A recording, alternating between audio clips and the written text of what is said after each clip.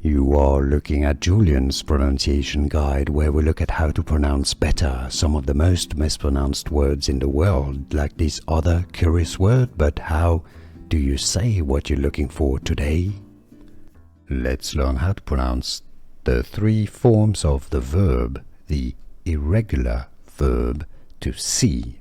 To see, I see, is the present. The past tense is pronounced in British English as saw.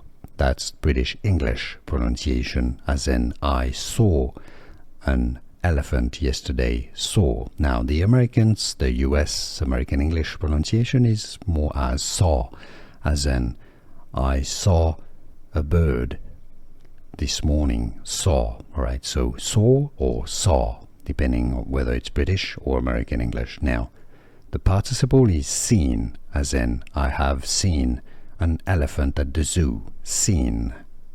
See, saw or saw, and seen.